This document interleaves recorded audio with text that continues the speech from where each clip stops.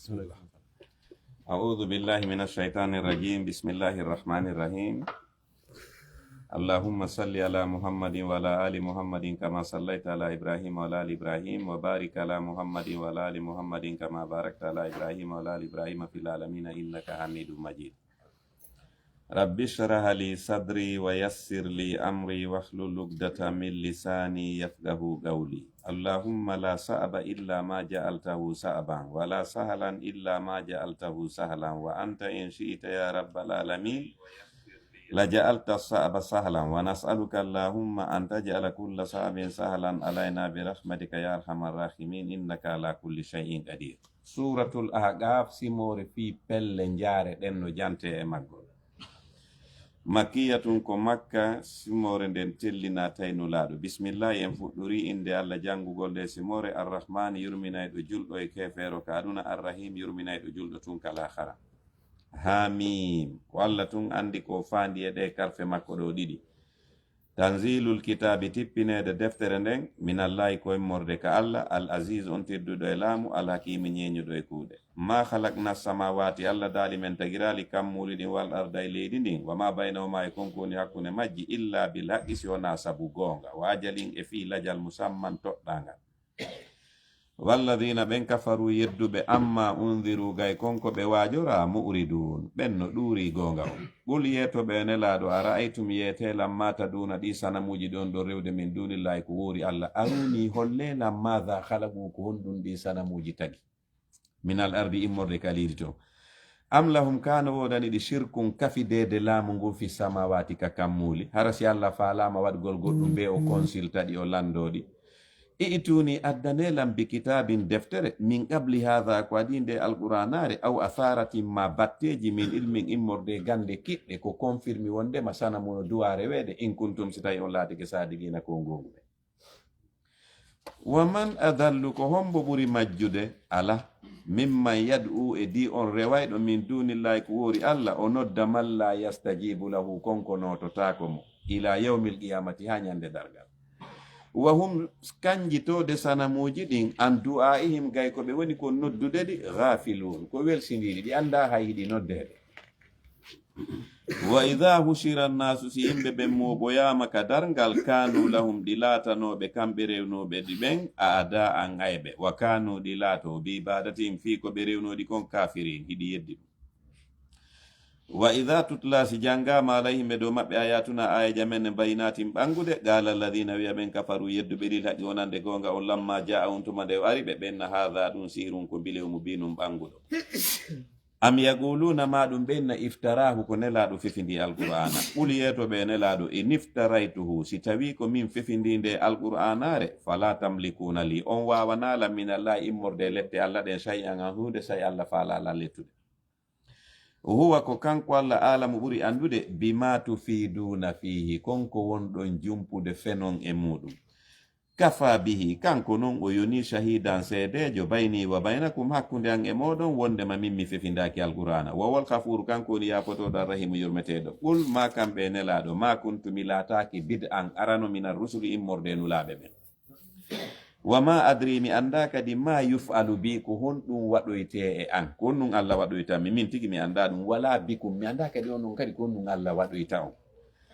in attabiu mi ala e jokkude illa ma yuha sona konko wona wahaynede ila yafade an wama ana mi wonali kadi illa nadirun sona wajotoɗo mubinum ɓanguɗo wajo ɓul yeetoɓe nelaɗo ara'aytum yeetelan in kana si nde alqur'anare laatike min indillahi ko iwrude ka allah wa kafartum bihi onon non on yeddinde wa shahida seeditike kadi shahidun seeditotoɗo min bani israil immorde ka ɓiɓɓe annabi yaquba men ala mislihi e dow gongugol alqur'anare nden fa amana kanko gomɗininde wastakbartum onon on mawnintinike inna allaha no allah la yaadi o fewnata alqawma zalimin yimɓe toñoɓe ɓe wa qala alladhina wi ɓen kafaru yedduɓe lilladhina wonande ɓen amanu gomninɓe ɓenni law kana si alqur'ana laatino hayran ko moƴƴere ma sabaquna ilayhi ɓe sahabaɓe ne laaɗo adutanoko moen e ɗum wa islam yahtadu bihi nde tawnoɓe fewirali alqur'anare nen fa sayaquluna hiɓe innude hadha ɗum ifkun ko fenade qadimum hinde wa min qablihi no adi alqur'anare ndelle kitabu musa tawreta musa on imaman ko nyentintende wa rahmatan ko nde yurmende wa hadha nde alqur'anare do kadi kitabun ko deftere musaddiqun gonginde defte wonde den yeso mayre lisanan ko nde dengal arabiyan arabe li yunzira fi yo wajorde alladhina ben zalamu toñube wa busura ko nde welo welo kadi lil musinina fi moƴƴinayɓe golle ɓe inna alladhina no ɓen gaalu wiwɓe rabbuna allah o menen ko allah jeemen summa stagamu refti ɓe feewi ɓe ñiiɓe hoore peewal ngal fala khawfun kulol wo ala alayhim ɓe dow ɓen ɗon sanga ɓe mayata wala hum ɓe naali kadi yazanuna sunotoɓe fi ko ɓe accirta kon mbaaw ulaika ɓe sifaɓe ɗi sifaji moƴƴi ɗo ashabul jannati ko ɓe woni yimɓe aljanna o khalidina koddiraɓe lutinede fi ha nder toon jaza an ɗum ko joddi bima kanu saabu ko ɓe laatino kon yamaluna ɓe gollayno wa wassayna al insana men wasiike neɗɗanke on bi walidayhi fi jibinɓe mo ɓen ɗiɗo ihsana moƴƴa golle maɓɓe hamalatuhu sowinoke mo ummuhu jiido makko on kurhan e nder tampere wa wada'atuhu o jibinimo kadi kurhan e nder tampere wa hamluhu sawede makko wa fisaluhu e entede makko salasuna shaharan ko lebbi 30 hatta idha balaka hasi o yottoyke non kanko neɗɗo on asuddahu sembe sagatalaku makko wa balaka o yottike 40 sanatan duuɓi 40 qala o wi'a rabbi joma awzi'ni lungina an askura nde mi yettata ni'mataka nemaji ma allati ɗin an amtaɗi neminnoɗa alayya e dow an wa ala walidayya e dow mawɓe an ɓen ɗiɗo kadi wa an amala longinan kadi yomi gollu salihan golle moƴƴe tardahu ɗe welaɗa wa aslihi li moƴƴinanan kadi fi zurriyati zurriya an on inni no min tubtu mi tuubi mi ruttike ilaka faade ka maɗa wa inni no min minal muslimin komi jeeyaɗo e jebbiliɓe ulaika ɓe sifaɓe ɗi sifaji moƴƴi ɗo alladhina ko ɓe woni ɓen nataqabbalu anhum ɓe men jaɓanta ahsana ko ɓuri moƴƴude ma amilu konko ɓe golluno wanata jawasu men yawtana ɓe an sayyatin bonɗi maɓɓe ɗin fi ashabil jannati ɓe jeye e yimɓe aljanna wa ada sidgi ɗum ko fodore gonga alladhi nden kanude ɓe laati yu aduna ɓe fota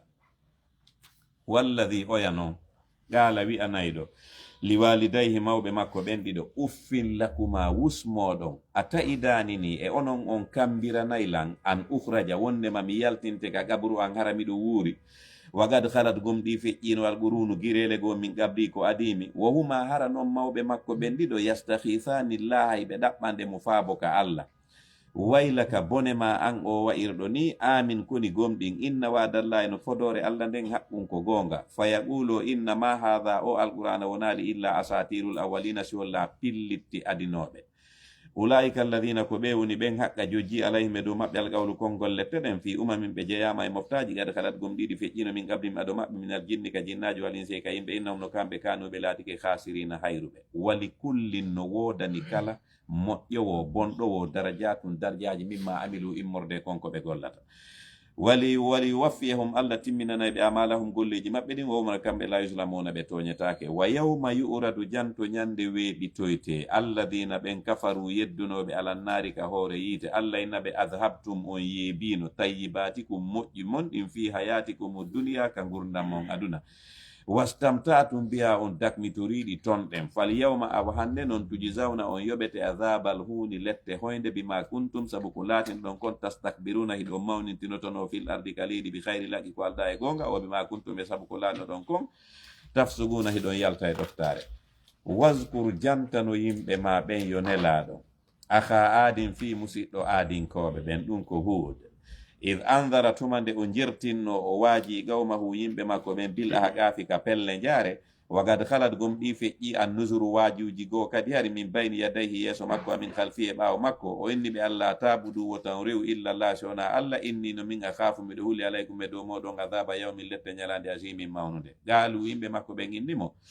a ji'itana e a arumen li ta'fikana fiya woncitumen ittamen an alihatina gayrewgol sanamuji amen ɗin fa'atina awa addani men bima ta'iduna ko konɗa men kambirande lette in kunta si alatike min asadiqina jeeyaɗo e gonguɓe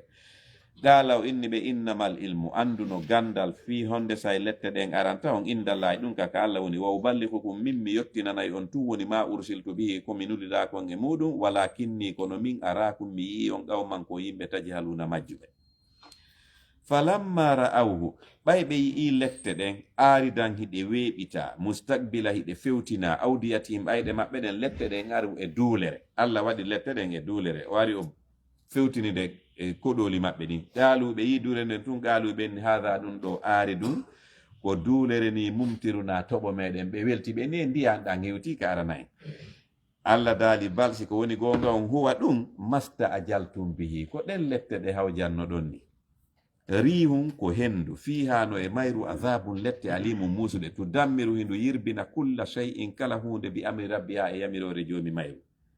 fa asbahu ɓe wonti la yura yi'etake illa masakinuhum si wonna caabeji maɓɓe ɗin kadhalika ko wanni najisi men yuɓirta alqawmal mujrimina ɓe yimɓe jumurimɓe bonki. walagad makkannahum gomɗi men hoɗiniɓe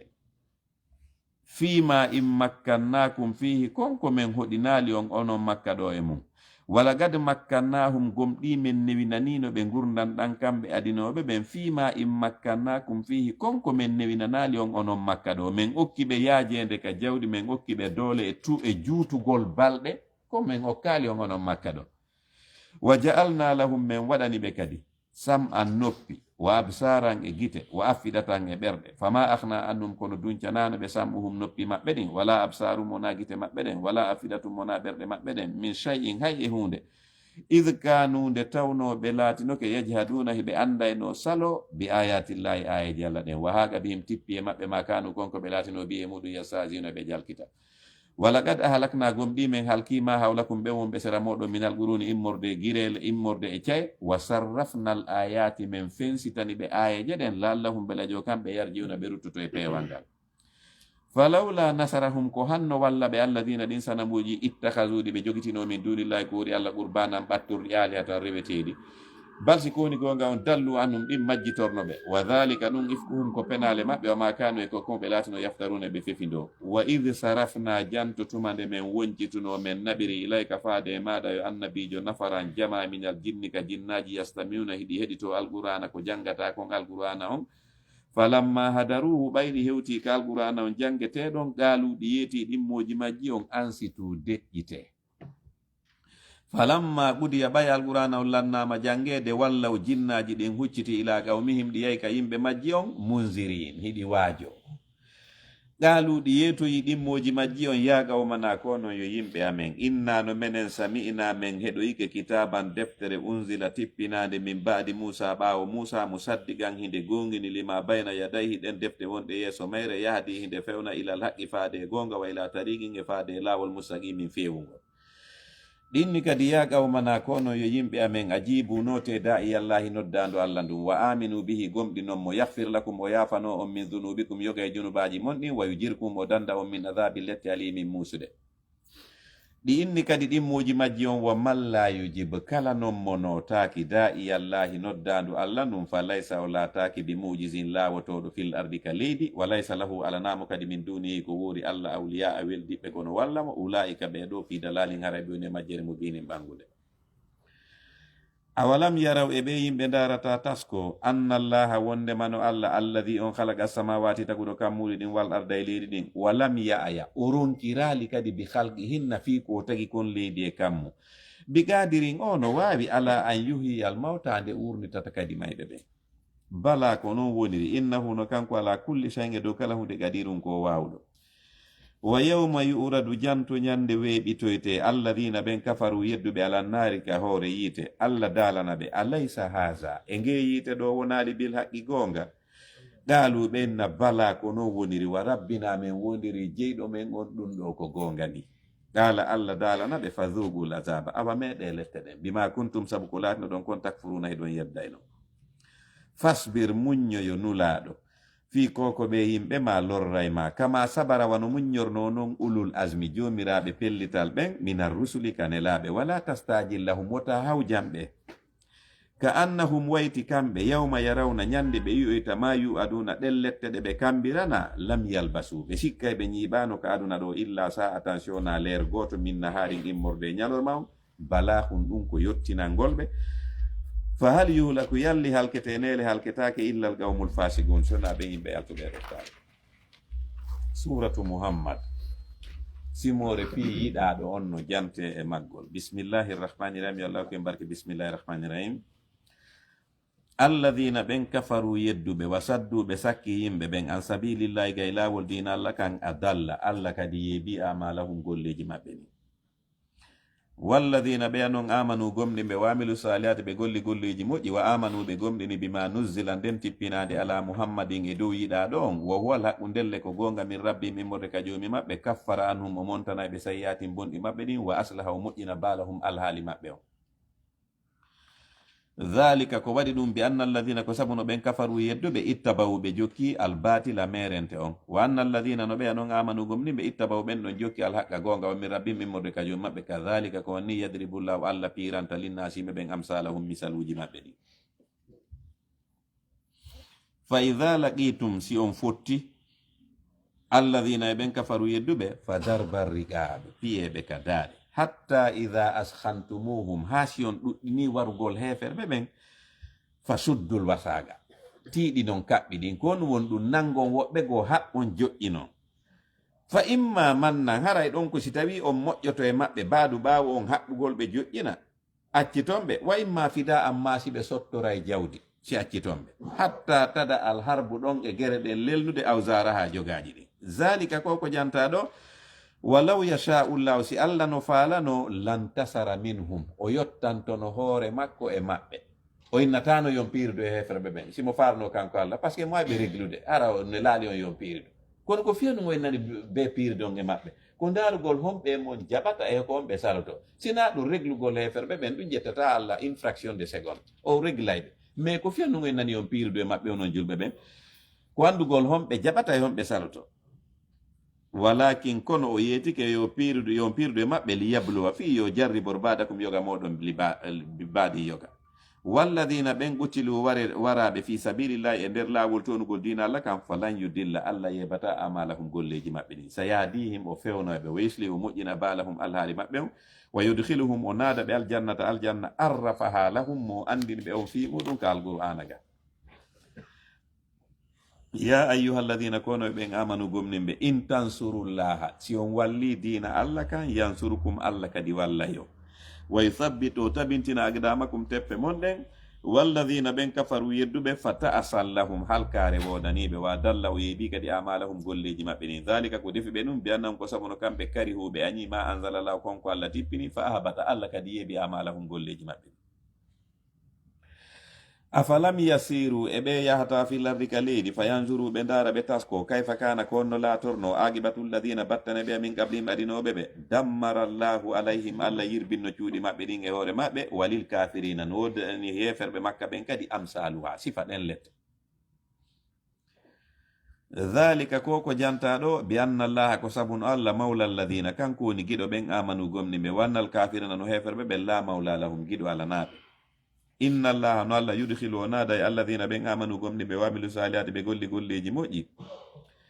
jannatin e nder aljannaji tajri harano ila min tahtiha e ley majjal anharu canɗi walladhina ɓe anon kafaru yedduɓe yatamatta'una ɓe dakmitoto wa ya'kuluna ɓe ñamira kama ta'kulu wano ñamirta alan amu mumunteji ɗin wannaru kono ko yiite ngem maswallahum woni tapporde maɓɓe nde.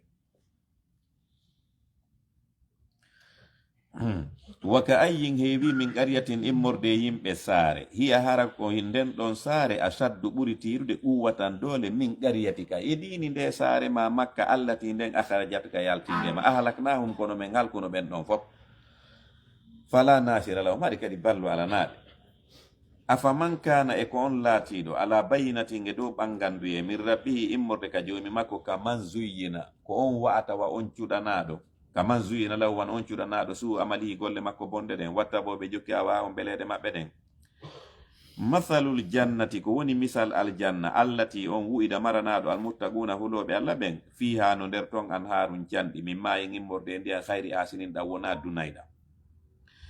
wa anharun e canɗi min labanin immorde ɓiraɗan lam yatakhayyar ɗan waylota ko ta'amuhu dakame muɗum wa anharun e canɗi min hamrin immorde beere ladhatin welde lisharibina fi yaroɓe men wa anharun e canɗi min asalin immorde juuri musaffal laɓɓinandi walahum harakadi no wodani ɓe fiha nder ton min kulli samarati kala noneji dimɗe leɗɗe wa mahfiratun e hafranal min rabbi min murre ka joomi maɓɓe o heɓuɗo ɗum ɗo ka man huwa o wawi wano on haali ɗum heddotoɗo finnari ka nder yiite wa suɓuɓe yarne kadi ma an ndiyan hamiman fatayɗan faƙattaɗan taƴa amma ahum tettekki maɓɓe ɗin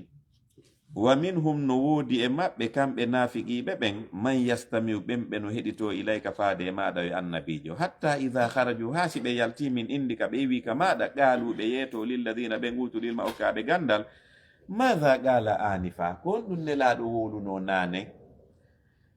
ulaika alladina ko ɓe woni ɓen taba allah o allah noti ala gulubim ka dow ɓerde maɓɓe watta bo ɓe jukki awa on beleɗe maɓɓe ɗen walladina ɓeya noon ihta daw fewnitiɓe zadahum allah ɓeydana ɓe hudan peewal wa atahum o kaɓe tagwahum kulol maɓɓe ngol fa hal yanzuruna yalli ɓe hefer ɓe ɗo no habbiti illa sada siona dargal ngal an tati yawm nde ngal arata ɓe bakta tan e juhaye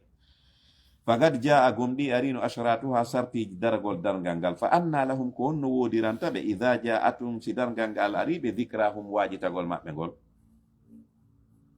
fa'alam andu annahu wondema la ilaha ala reweteɗo e gonga illa allah sona allah wastahfir insinanuɗa li dambika junubaji maɗin walil muminina fi gomnimɓe ɓen wal muminati e gomnimɓe rewɓe ɓen walla yalamu mandi mutaqallabakum waylitagol mongol tele ñalorma wa mathwakum e werde mon nden jemde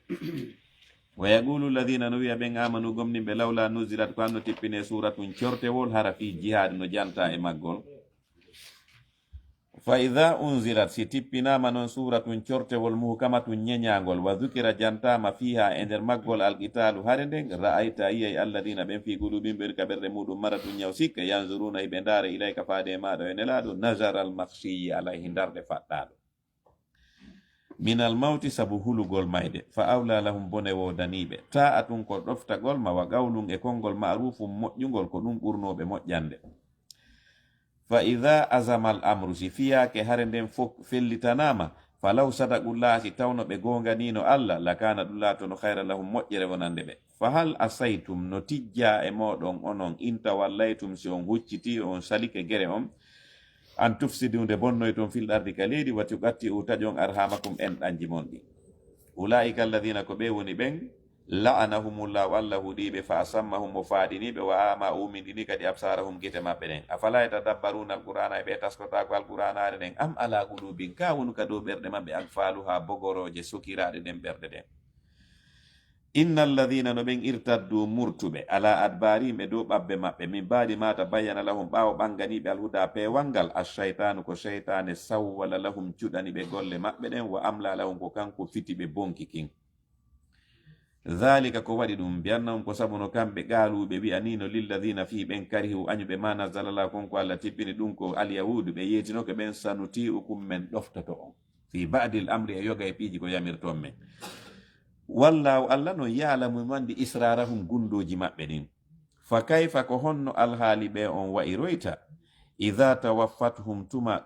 tamiruhuji maɓɓe ɗin almalaikatu malaikaɓe ɓen yadribuna haray ɓe piya wujuhahum geece maɓɓe ɗen wa adbarahum e ɓabbe maɓɓe ɗen ɓenna ɓe dhalika ko defi on ɗum ɗo biyannahum ko sabuno kamɓe ittabaw ɓe jokkima askatallah konko monini allah tikkini allah wa karihu ɓe añi ridwanahu go weldinta kon allah fa abata allah kadi bonni amalahum golleji maɓɓe ɗin am hasiba alladina ka sikku ɓen fi qulubihim ɓeni ka nder ɓerde mum maraɗum ñaw sikke allah yukhrijallahu allah feññinta adkhanahum konnagu maɓɓe ngun jowma daali walaw nasha'u si meɗen falano la araynakahum men holleteno naafiqiɓe ɓen yonelaɗo fala araftahum a andiray naafiqiɓe ɓen bisimahum mandiji maɓɓe ɗin walla ta'rifannahum a anditiray naafiqiɓe ɓen fi lahanil qawli ka welgol konngudi wallahu allah yalamu mandi amalakum golleji mon ɗin wala nabluwannakum mi wondi men jarriboto on hatta na'lama ha men anda almujahidina tinnotoɓe ɓen minkum me moɗon wassabirina e ɓen muñotoɓe fewdo sattende wa nabluwa men jarribo akhbarakum habaruji mon ɗi inna alladhina no ɓen kafaru yedduɓe wa sadduɓe sakki yimɓe ɓen an sabilillahi gay lawo dina allah kan wa shaqu rasula ɓe lundi nelaɗon min mbaɗi ma tabayyana lahum ɓawo ɓanganiɓe alhuda pewal ngal lan yadurrullaha ɓen lorrata dina allah kan sayanga e hunde wasa yubi to allah tode bonna yamalahum golleji maɓɓe ya ayyuhalladhina kono ɓe amanu gomnimɓe atiu llaha ɗofte allah wa atiu rasula ɗofto ɗon nela ɗon wala tubtilu wota on bonnu amalakum golliji mon ɗin innal ladhina no ɓen kafaru yedduɓe o sadduɓe sakki yimɓe ɓen asabilillahi gay lawol dina allah kam summa matu refti ɓe mayi omar kamɓe kuffarum ko heferɓe falan yahfira llahu lahum allah yafotako ɓe fala tahinu wota on lo'u wa tadu noddon heferɓe ɓen ila salmi faade waɗugol kisiye faade moƴƴintingol wa antumul alawna kono woni foolayɓe ɓen walla maakum imo wondi e moɗon walan yatirakum o ɗuytanta on kadi amalakum golleji mon innamal hayatu dunia ande gurdan aduna ɗan laibum ko fijidar wala won e samakala wa in tuminu so gomɗini allah wa tattagu on hulimo yutikum okkayo ujurakum joddiji mon ɗi wala yasalkum o landotako on kadi amwalakum fi jawle mon ɗen in yasalkumu ha si o landike on fi jawle mon ɗen fa yufikum o fantini landagol on himo andi tabhalu on wudday wa yukhrij hara o feññini adkhanakum guddam mon ɗan ha antum hey ono ha ulayi onon ɓeɗo tud awna hiɗon noddede li tunfigu fi on dépense fi sabilillahi e lawol dina allah kam fa minkum no wodi e moɗon man yabhalu on wuddowo wa man yabhal kono kala wudduɗo fa innama yabhalu andu ko o wuddani an nafsihi ko hoore makko par ce que ko yeru ko naɓuɗa o ko ɗum artoyta ko ɗum kadi tawtoyta toon wallahu allah kan alhani kanko woni galo wa antumul fuqara kono woni wasuɓe haton jimɓe ɓen e makko wa in tatawallaw si on ɗurike on inni on sali on dépensata jawle mon ɗen yastabdil o lontiniray on qawman yimɓe goo o pottinayi on wadda yimɓe goo hayrakum ɓe wona onon summa refti la yakunu hara ɓen ɗon laatota ko amsalakum sifa mon hara ɓen ɗon kan dépense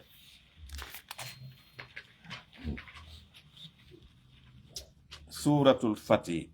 simore fi uddital makka no jante e maggol bismillahi rahmani rahim yo allah ko mbarki bismillahi rahmani rahim inna no menen fatahana laka men udditanima makka fathan uddital mubinan ɓanguɗa liyaghfira laka llahu fi yo allah yafanoma mata gaddama konko ardinɗa min zambika immorde junubaji maɗi wa mata akharay konko nentinɗa konko sakkintinɗa wa yutimma o timmina nimata o nemaji makko ɗi ngalayka e dow maɗa wa yaadi ka o fewne siratan e lawol mustaqiman foccingol wa yansuraka llahu on say kadi allah walle nasran ballal azizan wondungal e teddungal huwa alladhi ko allah woni on anzala tippinɗo assakinata deƴere nden fi gulubil mu'minin ka nder ɓerɗe gomɗinɓe ɓen liyazdadu fi yo ɓe ɓeydito imanan gomɗinal ma imani mondude gomɗinal maɓɓe ngal walillahi ko allah wodani junudu samawat koneli kammoli ɗin wal arde leydi ndi wa kana llahu joma sifori aliman ko anduɗo tagu makko ngun hakiman ñeñuɗo e golle makko ɗe ngol ɗo cortewol ko nde say ngol tippi wagad nazalat marji a rasulillahi sallallahu alayhi wa sallama an makkata amil hudaybiya wa huwa wa'adun lahu bil fathi wa ji'a bihi bi lafzi al madi ala adati rabbil izza subhanahu fi akhbari li annaha fi tahaqquqiha wa tayaqquniha bi manzilati al kainati al mawjuda ko fiyon non allah yetani ɗo ne laaɗo o waɗi fi'ilu on fi'ilu maadi ko feƴƴi o inni mi udditanima makka tawi noon taw hay ɗum hewtali waɗali o conjugue verbe on o passé o inni mi waɗanima ko par ce que ha ke ko andi kanko allah ɗum waɗay o waɗiri o yetori nelaɗo wasi waɗi todena nelaɗo ɓe aru ha e noko kaynete alhudaybiya ɓe neli ɗon ɓe immini goɗɗo émissaire jo ɓe nelli Ousmane bun Affan o yeto yimɓe makka ɓen donc ɓe faala natude makka mais na gere na sonko na piro na fu ɓe faala to arde waɗa umra ɓe yiltito ɓe yayni no a natta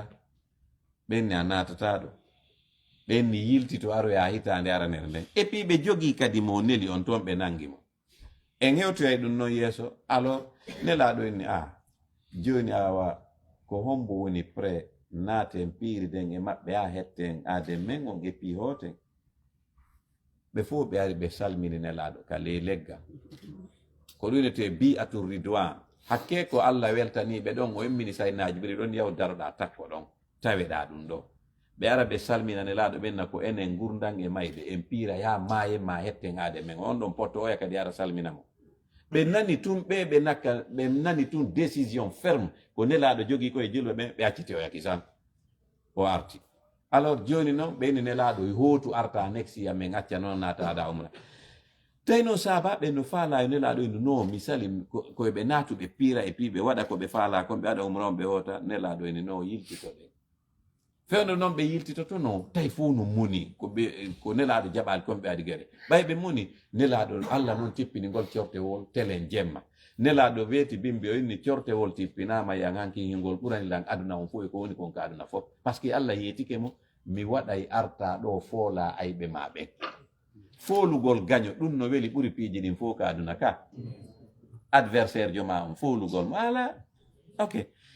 joni noon Allah yeetimo ɗo o inni inna no menen fatahana laka men udditanima makka fatahan uddital mo winama tawi noon hay ɗum waɗali taw ko tagaɗo innata waɗante goɗɗum marsa maron ka marsude mais Allah kanko so inni o waɗante marsay ka awa ko ɗum waɗi si kanko inna waɗiɗo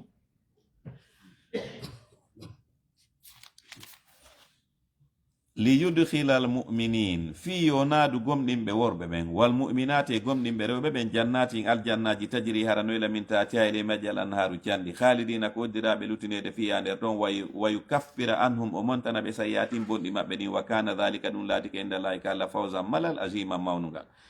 wayu adhiba o letta almunafiqina nafiqiɓe worɓe ɓen walmunafiqate nafiqiɓe rewɓe ɓen walmushrikina e shirkoɓe worɓe ɓen walmushrikate e shirkoɓe rewɓe ɓen azannina billahi ɓen jikkuɓe allah zanna sawi sikke bonde alayhim defike ɓe da'iratu sawi yilande bonde wa hadi ballahu alayhim allah tikkaniɓe wala anahum o huɗiɓe wa adda lahum o kambiraniɓe jahannama wa sa'at nge boni masiran jaƴorde walillahi ko allah wodani junudu samawati ko neli kammuɗi ɗin wal arde ɗin ni wa kana allahu joma sifori azizan tedduɗo e laamu hakima ñeñuɗo e kuuɗe inna no menen arsalnaka men nulima shahidan ko a seeditotoɗo wa mubashiran hiɗa weltinira kadi gomɗinɓe ɓen fi natugol aljanna wa nadira hiɗa hulɓinira yedduɓe ɓen fi natugol yiite li tu'minu billahi fi yon gomɗin allah wa rasuli e nelaɗo makko on watu azziruhu teddinommo watu wa'iruhu mawninommo watu sabbihu subun hinan ɗon mo bukratan bimɓe wa silange kikiɗe inna alladhina ɗo ɓen yubayi'unaka ahodayɓe maɗa yo nelaɗo innama yubayi'una allaha andu ko kamɓe allah woni awdude ay ɗum ɗo noon ko hunete kon bi'atu ridwan koko ɓe araynoɓe salmina nelaɗo ɓenna ko enen gurdan e mayde allah inni yetoɓe ko min e maɓɓe salmodiri ina kamɓe made innuɓe ko min e maɓɓe salmodiri koko ɓe araynoɓe salmina ɓenna bommi junnima konngol angol gurdan e mayde men iwata ɓawma oya kadi ara yeetoɓe o inni ko innuɓe ko min e maɓɓe haldi ɗum ay ko ɗum woni inna allazina no ɓen yubayi'unaka ahodayɓe maɗa wonde maɓɓe wallete innama yubayi'una allaha innu ko kamɓe allah ahodi yadullahi ko jungo allah ngon fawqa aydihim wonno ka hoore jungo maɓɓe andi si ɗen salmodirde ko ni ka innuɓe o inni allah innuɓe ko min e maɓɓe salmodir famannaka sa kala noon firtuɗo aadi ndin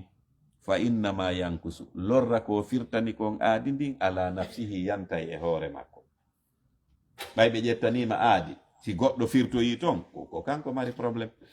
wa man awfa kala hunnuɗo aadi ndin bima ahada alayhullah konko ahdi ɗon e allah fa sayu'tihi allah okkay mo ajran joddi aziman mawnude sayaqulu laka no fawi wi'angol ma yo nelaɗo almukhallafun tultunoɓe ɓen ka hare min al arabi immorde yimɓe fulasoji ɓen ɓenne sahalatna soholinino men amwaluna jawle amen ɗen wa aluna e ɓe ngureji amen ɗin fastahfir lana torano men yaafuye ka allah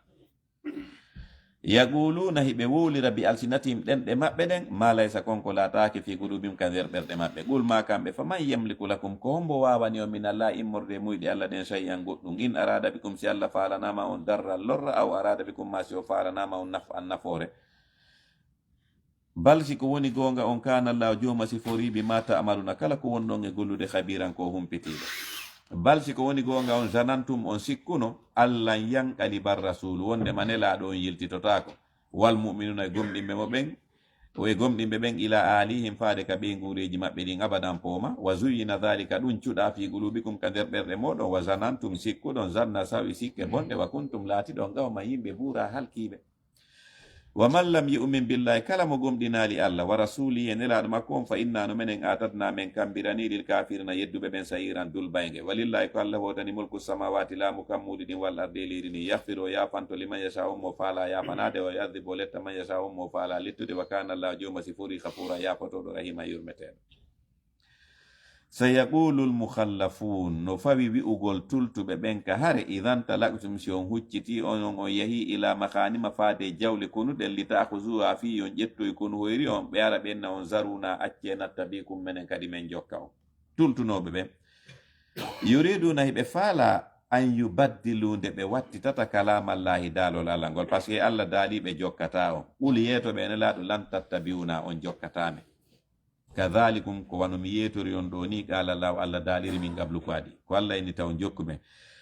fasayaquluna kono ɓe innete balsi koni gonga on tasudunana on hasoto men tu woni na Allah ini o tamen jokku on balsi koni kanuɓe laati kala yafqawna ɓe famata illa galila siona seeɗani qul ma kan yo nelaɗo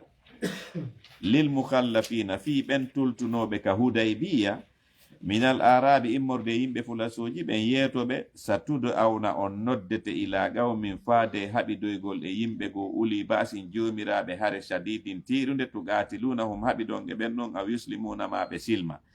fa in tutiwu son ɗoftike yamirore nden yutikumullaw Allah okka on ajran joddi hasanan moƴƴudi wa in tatawallaw si on salike kadi on huccitika mata wallaytum on huccitirnon ɗon noon ɗon min gablu ko adi yuadhibukum on say Allah lettira on ɗon adaba lette aliman musude laysa laataki noon no fawi alal a'ma e dow bunɗo harajum bakkatu si o yahali ka hare wala alal araji fawaki kadi laƴowo harajum bakkatu si o yahali ka hare wala alal marid fawaki kadi nawnuɗo harajum bakkatu si o yahali ka hare wa man yuti illaha kala ɗoftiɗo Allah wa rasula e nelaɗo makko on yudkhillu o naada mo jannati ngal jannaji tajri harano ila min tatiya ele majjalan haru candi wa man yatawalla kala ɗuriɗo yu'adhibu Allah lettiramo adhaba lette aliman musude lagad radiyallahu gomɗi Allah weltori ko ɗum woni lagad radiyallahu gomɗi Allah weltanike anil mu'minina gomɗiɓe ɓen idh yubayi'unaka fewndo ɓe awdayno e maɗa tahta shajarati ka ley leggal fa alima hari Allah andi ma fi gulubim konko woni ka nder ɓerɗe maɓɓe e ikhlas fa anzala kanko kadi o tippini a sakinata deƴere nden alayhim ɓe dow maɓɓe wa asabahum o yoɓiri ɓe fathan polgal qariban ɓattingal wa mahanima e jawle konu kasiratan ɗuɗuɗe yahuzuna haɗe ɓe ƴettoyta wa kana Allah joma sifori azizan tedduɗo e lamo hakima ñeñuɗo wa'adakumullahu Allah fodi on mahanima jawle konu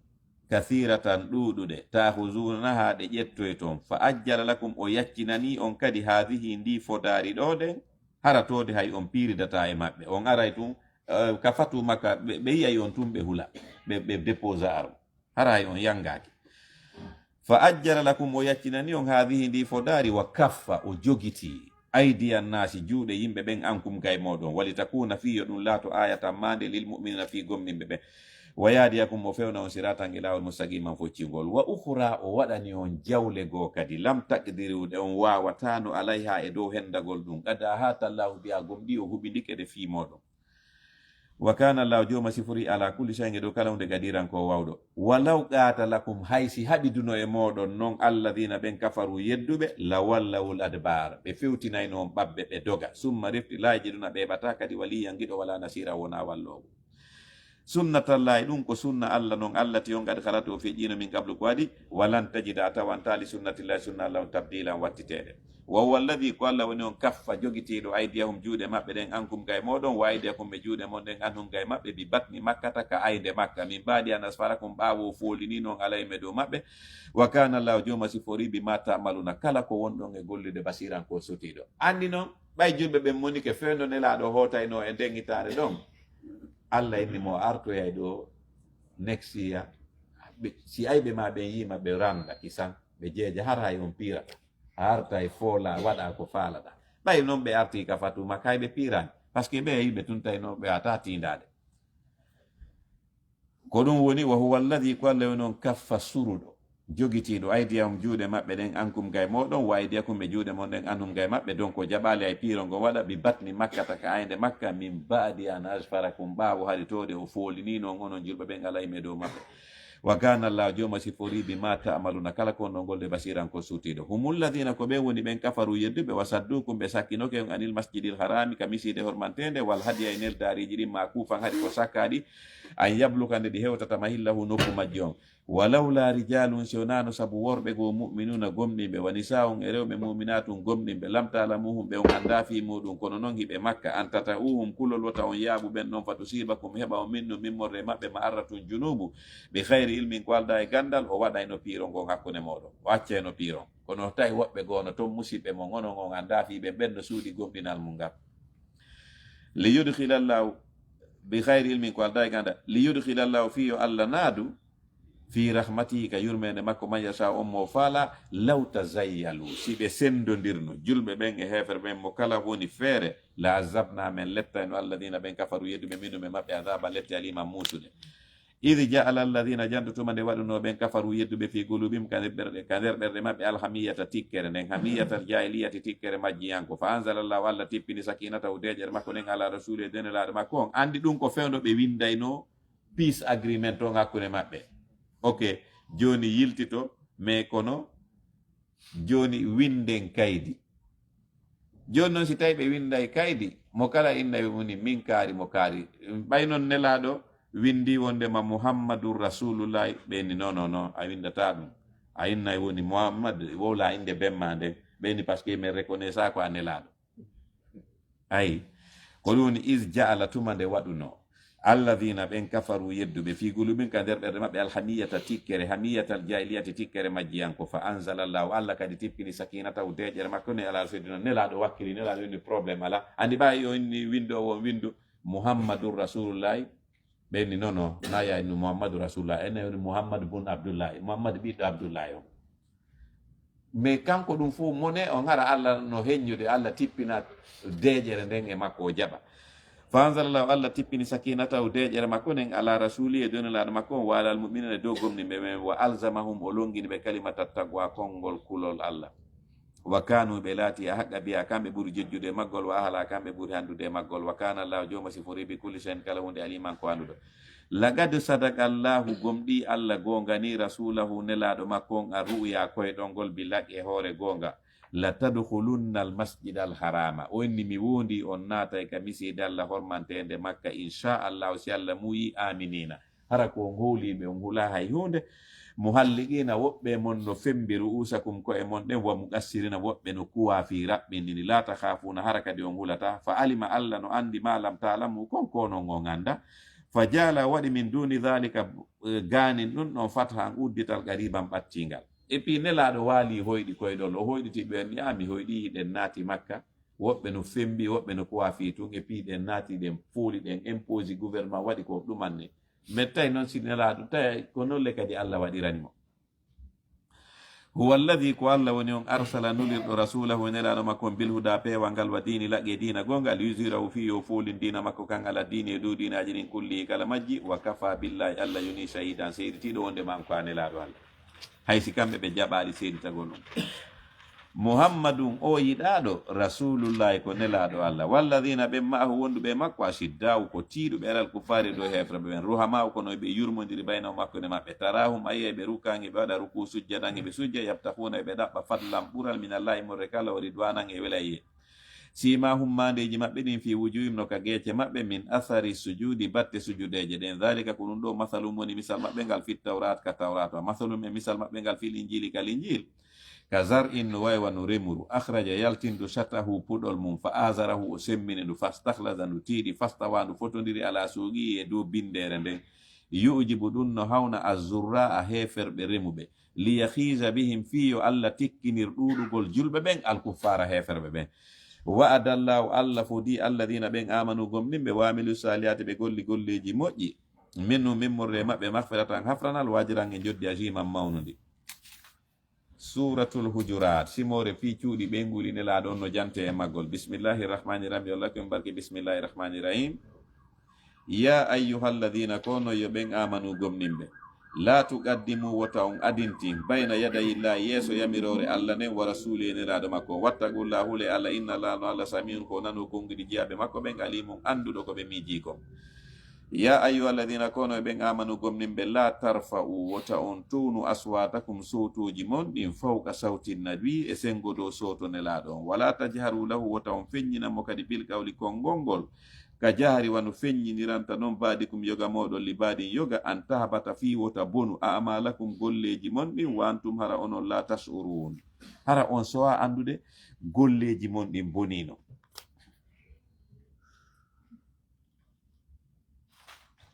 innal ladhina no ɓen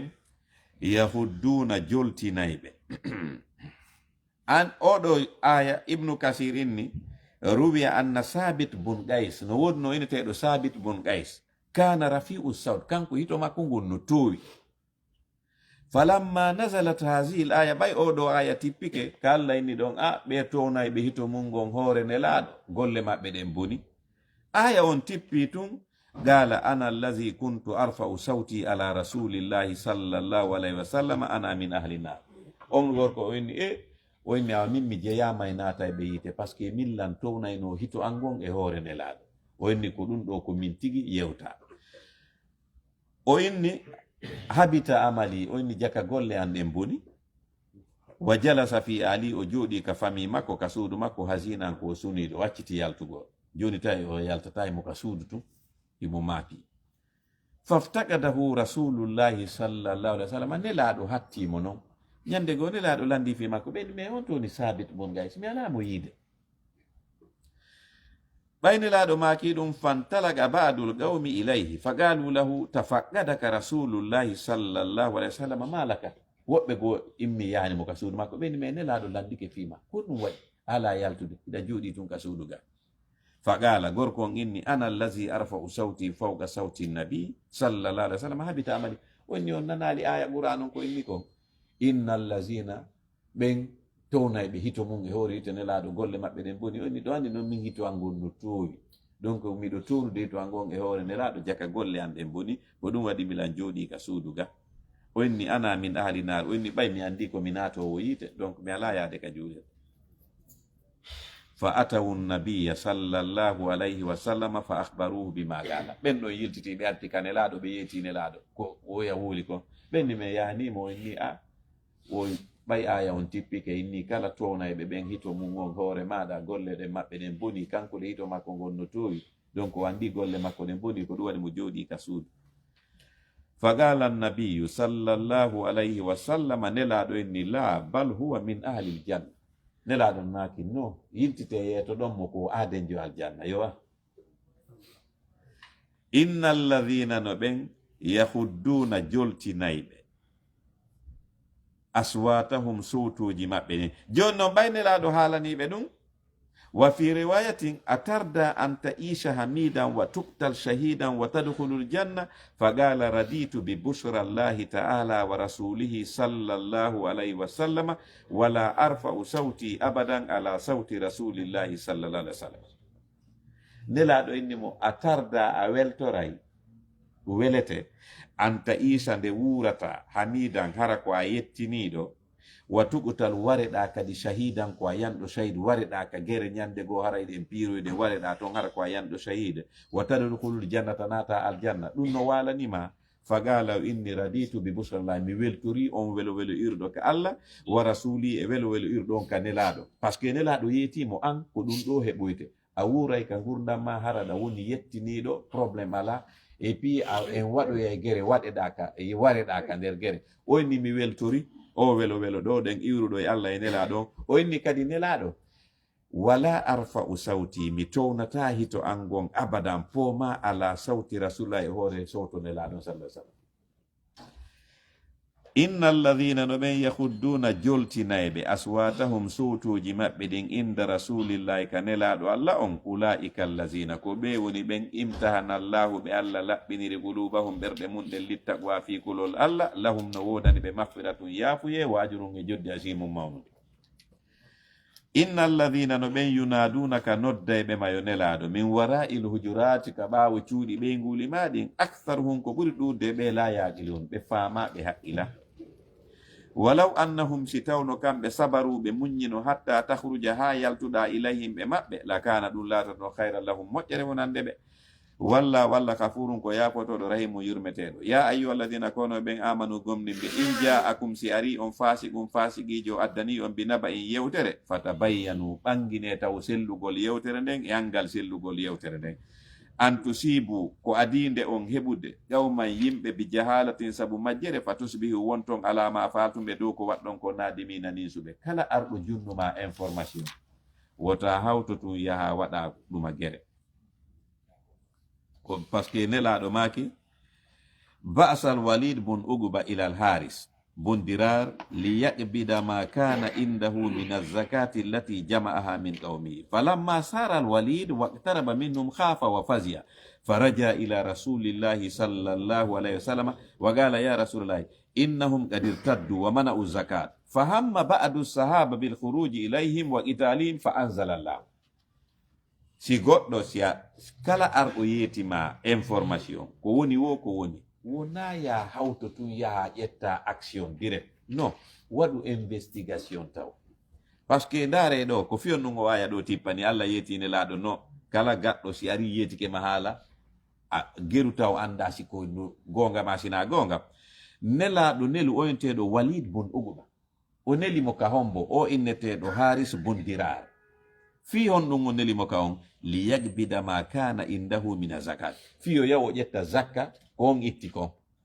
hande hari fewno nelaɗo koye ɓe addu zakkaji ɗi nelaɗo distribua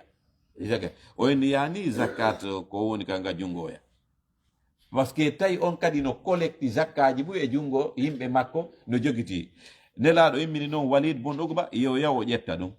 Walid noon ari falamma saral Walid ɓay Walid yehi ka on ƴantugol ɗum waktaraba min ɗum o ɓadike hewtike takko kaɓen woni ɗon haafa wa fasia ka hoore laawol ɗon kulol heɓimo o ronki hewtoygol ƴanta oya zakkaji ɗin o hewtoyaali o hulu tun o tawi yo yiltito o yiltiti direct o arti ka nelaɗo faraja ila rasulillahi sallallahu alaihi wasallam o yiltiti ka nelaɗo wa qala inni ya rasulallah hey ko yo nelaɗo innahum qad irtaddu wa manu zaka inni he ko an ay ɓe yimɓe ɓe neldala e mum ɓe fof ɓe murti ɓe ni ɓe sali ɓe tata zak nane information na ɗum no waɗa ha hakkude men ɗo ine waynirgol ɗo goɗɗo ya hara o hewtoya to de hara wolno information hara ko contre vérité hara na hay gonga o wari o yeeti ɗum tun nelaɗo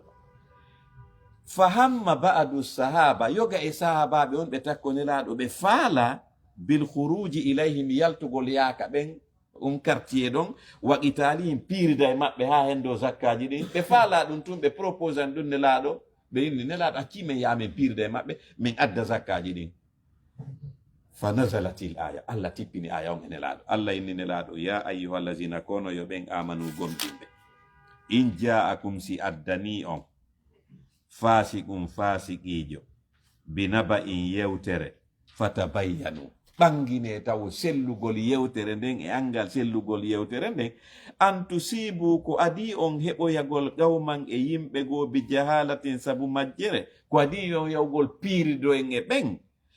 fatusbihu wonton alama fa'altum e dow ko piiriduɗon kon e maɓɓe nadimina ninsuɓe par ce que on piira yalan noon ɓenne menen meɗen jooɗino meɗen habbi nelal ma min yi'aali goto arali yettini kame na on ninsay hara noon on lanni piiridude e maɓɓe hara noon fusɓe bonna donc kala ko goɗɗo yeetima waɗu investigation ko gonga kana gonga noon si ƴetta action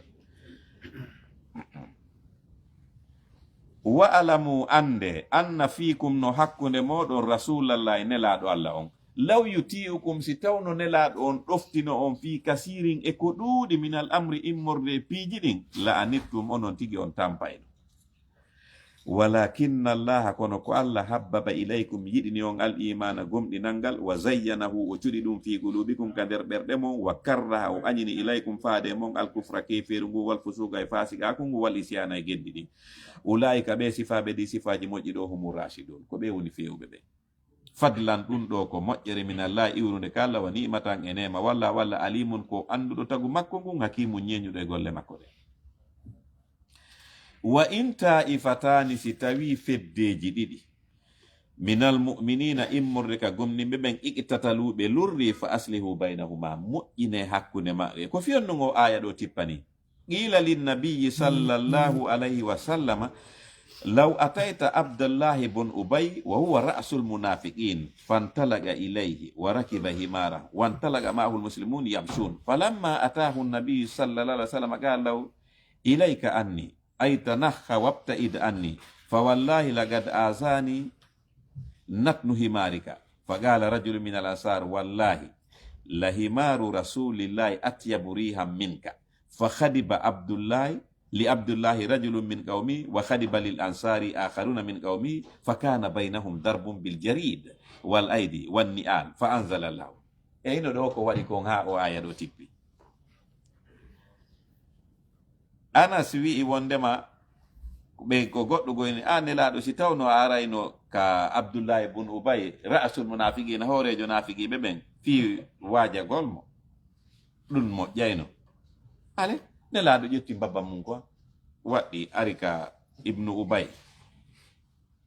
mo wondi e julɓe buy ɓay nelaɗo hewti ka makko kanko rasul munafiqin ibnu Salul on inni he nelaɗo pottitita quoi diru moggo o inni kum babum ma no luuɓi pottota quoi o inni luuri babum makum so jiilan gorko go e nder takamɓe Madina ɓe rajulu min al ansar on ɗon kadi jaabiti o inni wallahi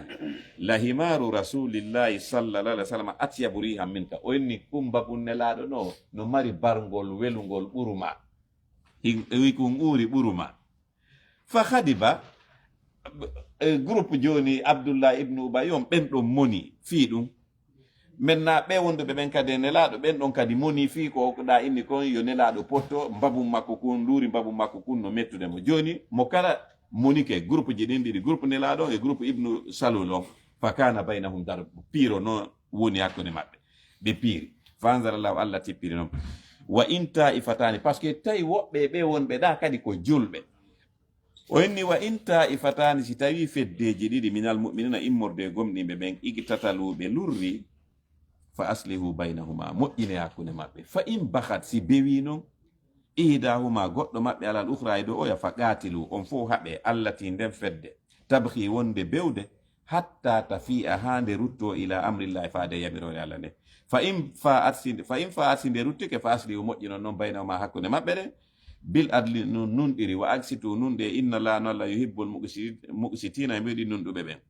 innamal mu'minun andu gomɗinɓe ɓen ihwatun ko musiɓɓe fa aslihu moƴƴine bayna akhawaykum hakkunde siɓɓe mon ɓe wattaqullahu li ala lalakum beɗa jonon turhamuna yurminoyte ya ayyuhalladina kono ɓen amanu gomninɓe la yaskhar wota jalu qawmu yimɓe min qawmi yimɓe ko asanu tijja an yakuna nde jalaɓe ɓen latoto hayran minhum haray ɓe ɓuri moƴƴude jaluɓeɓe ɓen wala nisa'un wota rewɓe goo kadi jalu min nisa'in rewɓe goo asano tijja an yakunna nde rewɓe jalaɓe ɓen latoto hayran minhunna haray ɓe ɓuri moƴƴude ɓe rewɓe jaluɓe ɓe wala talmizu wota on aybin anfusakum wonkiji mon ɗin wala tanabazu wota on noddinir bil alqabi jammoreji kanuɗi bi'sal ismu boni inde alfusuqu fasiqaku badal imani ɓawo gomɗinal wa man lam yatub kala mo tubani fa ulaika ɓen ɗon humu zalimuna woni toñuɓe ɓen ya ayyuhalladina kone ɓen amanu gomniɓe ijitani bo woɗɗite kathiran ko ɗuɗi mina zanni immorde sikkitagol inna bada zanni no yoga e sikke gono toon ismun noon de bakkatu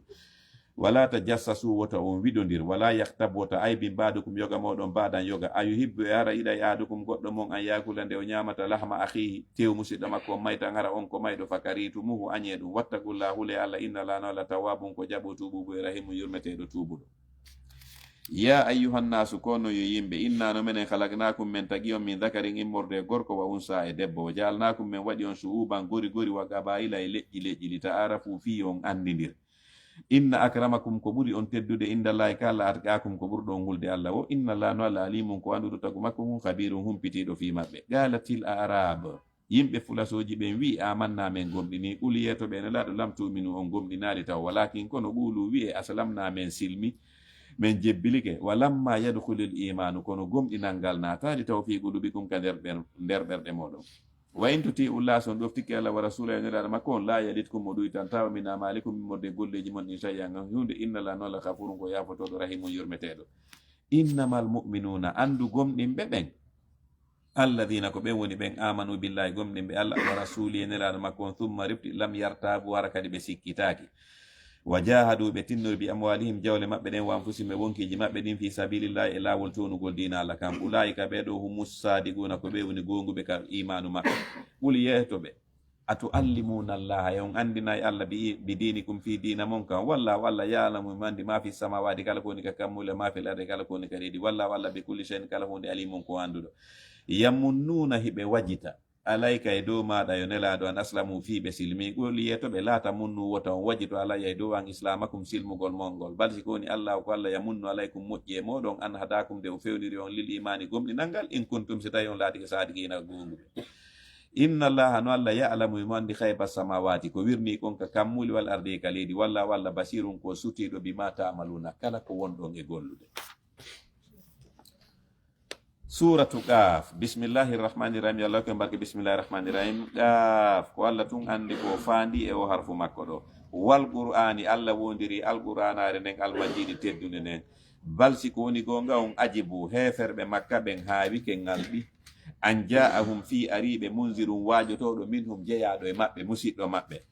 Fagala al kafiruna hefrebe makka ben inni hadha dun do shay'un ko hunde ajibun hawninde. A idha mitna e yoshi men mayi wa kunna men laatike turaban bulbuldi men immintinte ɓenni zalika waɗum rajum ko ruttagol ba iɗum woɗɗitingol joma dali kad alimna gomɗime ɗen andi ma tan usul ardu kala ko leydi ndin ɗuytata minhum immorde ɓalli maɓɓe ɗi wa indanano ka amen ga kitabun talkuru hafizu renundu fi maɓɓe bal si koni gonga on kaddabuɓe fenni bi laqqi gonga on lamma ja'ahum tumade gonga on arnoɓe ɗum woni alqur'ana fawum kamɓe fi amrin ɓe woni e fiyake marijin jilɓuɗo afalam yanzuru e ɓe darata tasko ila sama e faade asama on fawgahum sengo dow maɓɓe kayfa ko honno banaynaha men mahirimo wa zayyannaha men cuɗirimo koode wa malaha alanamo kadi min furujin ceeki wal arda leydi ndin kadi madadnaha men weƴƴitindi wal gayna men bugi fiha e mayri rawasiya pelle fi wotandi dimbo wa ambatna men fuɗini fiha e mayri min kulli zawjin kala none bahijin yoɗuɗo tabsiratan ɗum ɗo ko tasakuye wa zikra e waaju li kulli abdin wonande kala jiyaɗo mudibin tuubowo rutto wa nazalna men tippini mina sama immurde ka sama ma andiyan mubarakan hebbinaɗan barki fa ambatna men fuɗini bihi sabu andiyan jannatin gesele wa habbal hasid e gabbe soñeteɗe wan nahla e tamaroje basigatin towuɗe laha hiɗe mari tal dimɗe nadidum bambodirɗe risgan ɗum ɗo ko arsike lil ibadi fi jeyaɓe ɓen wa ahayayna men wurniti bihi sabu ndiyan ɗam baldatan leydi mayta yorunodi kadhalika al khuruj ko wano ni yaltinirte ɗon ka gaburuji mon hara hiɗon wuuri kadhabat fennino qablahum aɗo maɓɓe qawmu nuhin yimɓe nuɓen wa ashabu rasi e yimɓe woyndu ɗum wa thamud e samudankoɓe ɓen wa adun e aɗinkoɓe ɓen wa fir'auna e fir'auna wa ihwanu lutu e musidɓe lutu ɓen wa ashabul aikati e yimɓe fitare ɓen ɗum ɓe woni yimɓe shoaybo ɓen wa qawmu tubba in e lamɓe ɓen yemen kullum ɓeɗo fof kadhaba rusula ɓe fennunulaɓe maɓɓe ɓen fa haqqa kono jojji e maɓɓe wa idi kambaji andi afa ayina e ronkinno men bil khalqil awwali sabu tagu aranu ngun bal si koni hum kamɓe fi labsimɓe woni e jiɓiriɓe min khalqin immurde tagu jadidin hesu wala gad khalaqna al insana gommi men tagi neɗɗanke wa na'lamu meɗen andi ma tu waswisu bihi nafsuhu konko wonki makko ki woni sossottude fi muɗum konko woni miijade fi mum meɗen andi wanano ko menen agrabu ilay ɓuri mo ɓattade min hablil waridi e dini ɗaɗɗol makko dande go idh yatalaqqa janto tumande jaɓɓoytomo almutalaqiyani jaɓɓotoɓe ɓen ɗiɗo anil yamini ka sengo ñamo anis shimali e kananu qa'idun hara hiɓe jooɗi ma yalfizu neɗɗo on wowlata min qawlin konngol illa ladayi sonano wonde makko raqibum malaikajo ayanɗo mo atiɗum e windowo wa ja'at aranamo sakratul mawti ɗeɗɗere mayde nden bilaq e hoore gonga dhalika ɓennamo ko ɗum ɗo ma kunta woni ko latoɗa min e muɗum tahidu hiɗa dogayno wa nufiha wutte fi suuri kaladu gutufal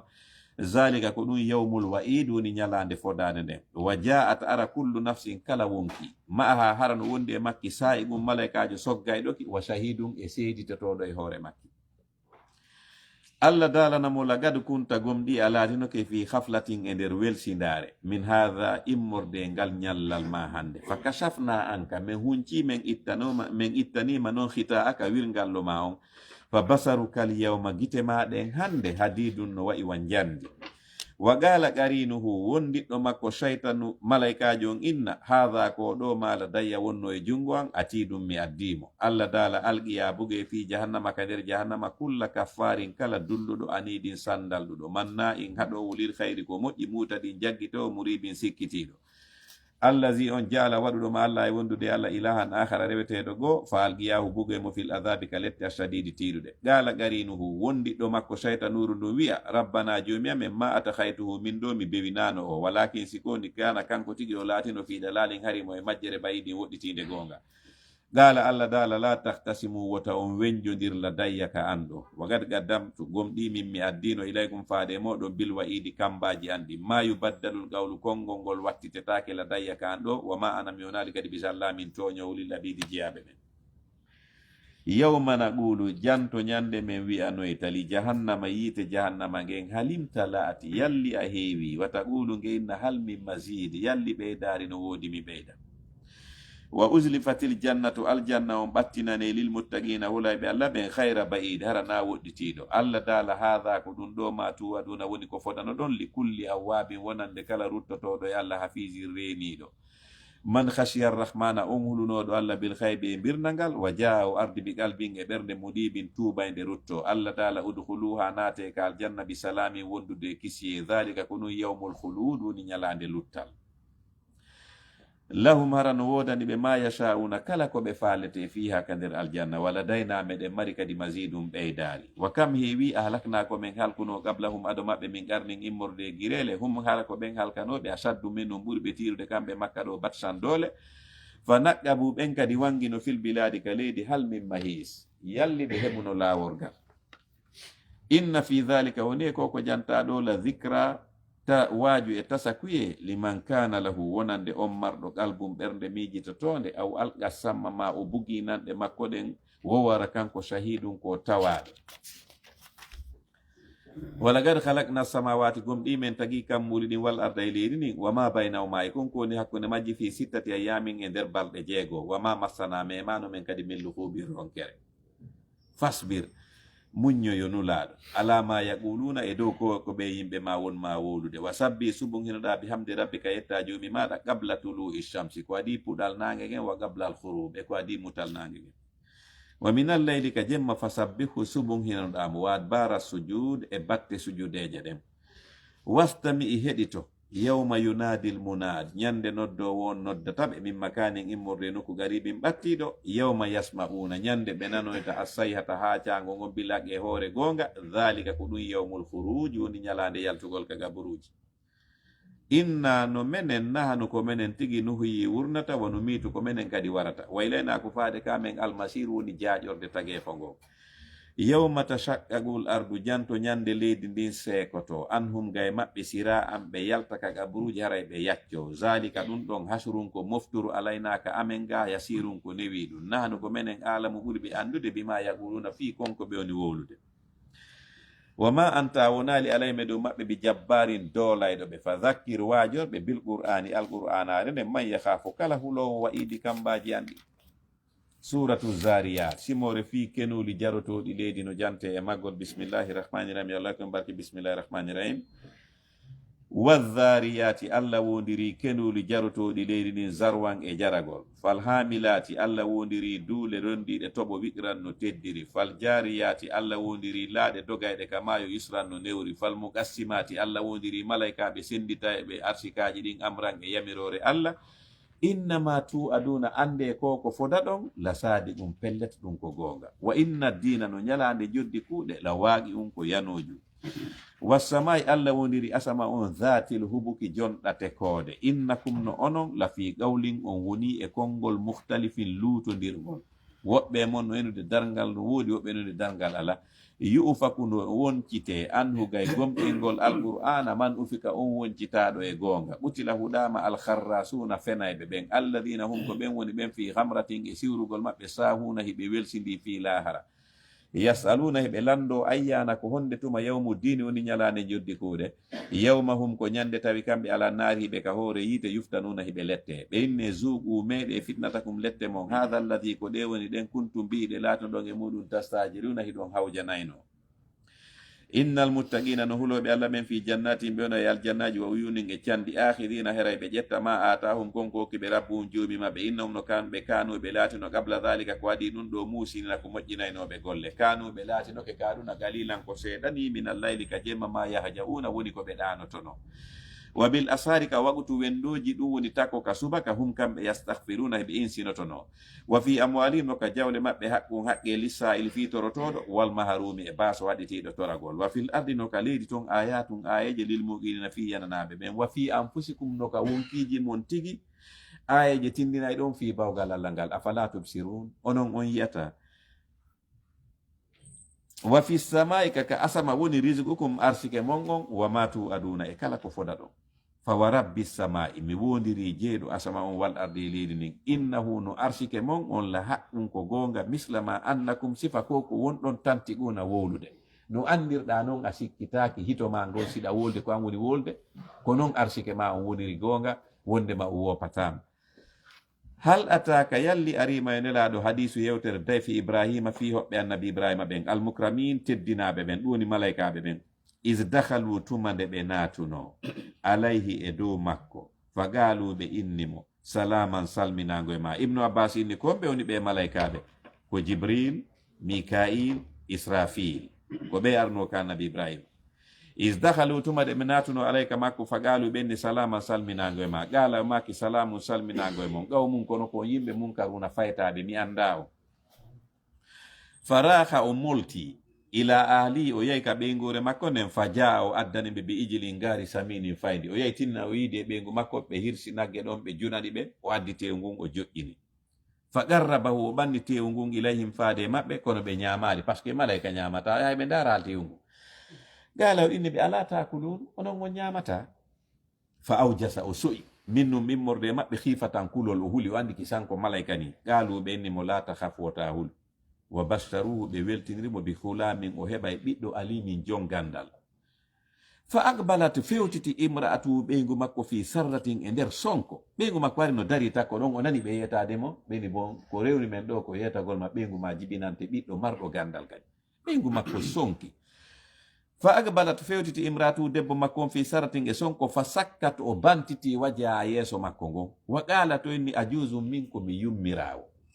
aɗi mum ko mi dimaro kadi ha hande mi heɓali min mi heɓay ɓiɗɗo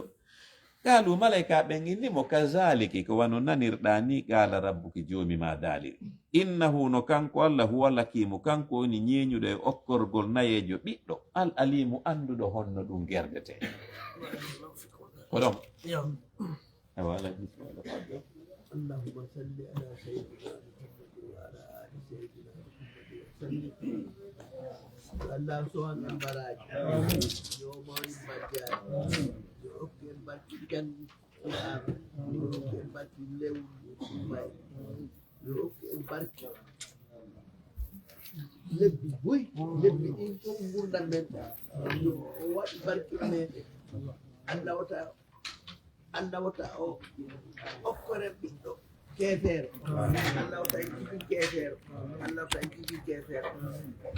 en toyke Allah en hattike Allah Allah okkore en ɓiɗɗe janngana e Qur'an ha ñande Allah roni leydi e ko roni ko woni en toyke Allah en hattike Allah yo Allah yaafone mawɓe ɓe yo Allah feƴƴin kala ko nawni Allah yaafo kala ko feƴƴi Allah hoore en aljanna Allah hoore en ko o yaafora en o yaafo en so ƴettite Allah tahara ko aljanna tagana ɗe Allah harminan ɓalli men ɗiyiide rabbana taqabbal minna innaka anta samiul alim wa tub alayna ya mawlana innaka anta tawwabur rahim rabbana hab lana min azwajina wa dhurriyyatina qurrata a'yunin waj'alna lil-muttaqina imama يا ودود يا ودود يا جود المجيد يا مجيد يا مجيد يا فعال لما يريد نسألك بنور وجهك الذي ملأك واسعك وبنور يدك التي قدرت بها على جميع وبرحمتك التي وسعت كل شيء لا اله الا انت سبحانك يا اكفينا برحمتك يا ارحم الراحمين اللهم انا نسألك الطيبات وفعل الخيرات وترك المنكرات وعفو المساكين وتغفر لنا وترحمنا وجعلنا اللهم إنا نسألك حبك وما يولد على حبك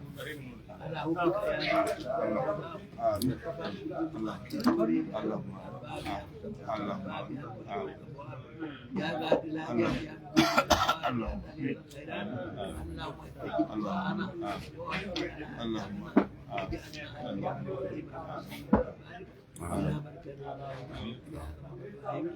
ربنا